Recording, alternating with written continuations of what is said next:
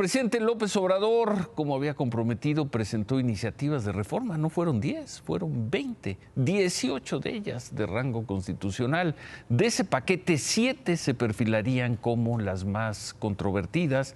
Desde luego, la que propone que jueces y magistrados y ministros del Poder Judicial sean elegidos por el pueblo.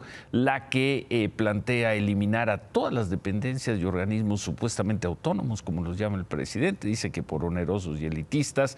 La que plantea que la Guardia Nacional debe formar parte de la Secretaría de la Defensa Nacional, contrario al espíritu que tenía el presidente a principio del sexenio. También, por supuesto, el plan B electoral renovado, reloaded, que reduciría estructuras burocráticas electorales, plantearía la elección de consejeros y magistrados electorales por voto ciudadano y la desaparición de diputados y senadores plurinominales, y además reduciría de 40 a 30% el porcentaje para las consultas populares. Se puede dar una convergencia de Morena con el PRI, el PAN, el PRD y quizá Movimiento Ciudadano en 2 iniciativas que tienen que ver con salarios mínimos y pensiones. La que propone que el salario mínimo para maestros, policías, soldados no sea menor a la que reciben en promedio los trabajadores inscritos al IMSS, y la de jubilación trabajadores del IMSS y el ISSSTE con 100% del salario. Se crearía un fondo de financiamiento que irá creciendo. Se propone fortalecer también a la Comisión Federal como empresa pública estrategia. Quizá haya convergencia también en la iniciativa que plantea proscribir al maíz transgénico, la extracción de hidrocarburos a través del fracking, así como no otorgar concesiones para minas a cielo abierto. El resto de las reformas podrían incluso tener un amplio acuerdo, la que habla de revalorización de comunidades y pueblos indígenas, la pensión para adultos mayores y discapacitados, becas en todos los niveles de escolaridad, mejores condiciones para que la gente pueda comprar su casa. Ojo con los toros, prohibición al maltrato de animales, a lo mejor lo mandan a rango constitucional, concesiones de agua solo de uso doméstico en zonas de escasez, la prohibición de vapeadores, drogas, en especial el fentanilo, por ahí también la de llevar la extorsión a delito grave, garantizar que el salario mínimo nunca esté por debajo de la inflación, que el derecho a la educación y el trabajo se den, aunque la gente no esté estudiando ni trabajando, fortalecer el programa Sembrando Vida, convertir la austeridad republicana en política de Estado. En fin, esas últimas pueden tener convergencia. Habrá que ver cómo se toma la propuesta para que en todas las vías férreas, por ejemplo, se preste el servicio de trenes de pasajeros. Vamos a ver qué nos dice David Páramo de las Afores, pero a muy grandes rasgos, ese es el panorama, no de las 10, sino de las 20 iniciativas de reforma que se anunciaron esta tarde y se dijo que hoy mismo serían entregadas al Congreso.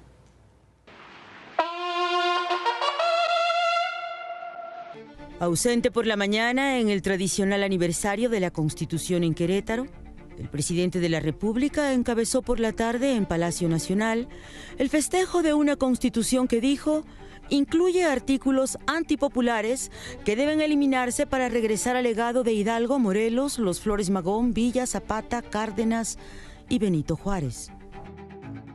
Un mensaje que a ratos parecía ser el arranque de una campaña y que él mismo definió como la oportunidad de profundizar lo realizado. Sería un error confiarnos. No olvidemos que si por nuestros errores, desidia o desviaciones, los reaccionarios logran regresar al poder, que sea mucho lo que tengan que echar atrás. Sin dirigirse a los legisladores ni a la oposición, imprescindibles para concretar el nuevo paquete de reformas, el presidente López Obrador se presentó como el portador delegado de la independencia y la revolución, dispuesto a recuperar los derechos sociales que dijo las élites neoliberales pusieron en pausa. Habló de un tribunal donde ya no se proteja a los criminales de cuello blanco. El Poder Judicial no puede seguir siendo un conjunto de instituciones al servicio de intereses políticos y económicos. En la enumeración de las 20 reformas de pensiones, becas, salarios, trenes, elección en las urnas de consejeros, magistrados y ministros, salud y educación, Guardia Nacional, reducción del Congreso y cuello a los organismos autónomos. Sí, autónomos, del pueblo, no de la oligarquía. Hubo lugar para nuevas prohibiciones, igual para vendedores de vapeadores y fentanilo que para factureros, y ahora sí, el gran pendiente del sexenio: castigo al cobro de derecho de piso.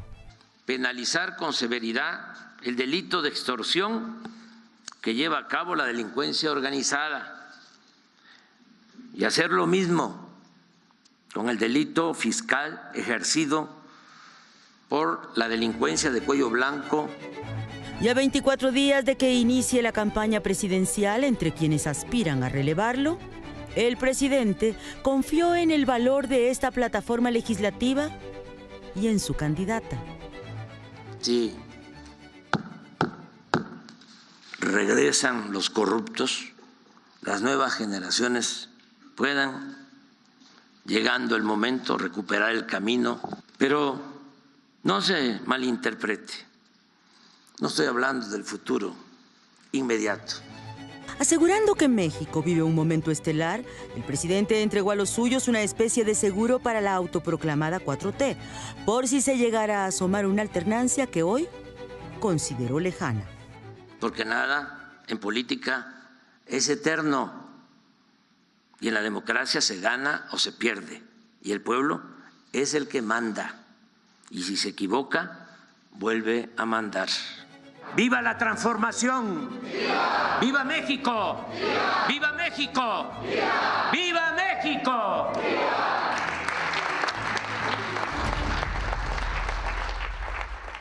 Ahí están las iniciativas de reformas. Todos saben cuántos votos tienen. Saben que sin votos de oposición algunas de esas reformas o varias de esas reformas no pasarán. Mañana empieza un momento apasionante en el Congreso. Claudia Sheinbaum no tuvo actividades hoy, pero difundió en redes sociales un par de mensajes. Primero compartió la transmisión de la presentación de las reformas del presidente López Obrador y escribió: viva la Constitución de 1917, viva el humanismo mexicano, viva México. Más tarde compartió el comunicado de los gobernadores de Morena respaldando las reformas del presidente y escribió: unidos. Más temprano se dio la conmemoración de la Constitución en Querétaro. No estuvo el presidente López Obrador, tampoco fue la presidenta de la Corte, Norma Piña. En representación del presidente estuvo la secretaria de Gobernación, Luisa María Alcalde, quien habló de blindar la Constitución de amenazas de retroceso. En representación del Poder Judicial estuvo el ministro Alberto Pérez Dayán. En esta tribuna, y refiriéndose al Poder Judicial, Paulino Machorro y Narváez dijo: el magistrado no es igual al diputado o al senador, no lleva el criterio del elector, lleva el suyo propio. Hay que alejar al Poder Judicial de la política y no arrojarlo al fondo de ella para que no resulte un juego de las pasiones. Agrego yo: militancia y judicatura no son afines. Estas palabras se repiten hoy en este recinto 107 años después.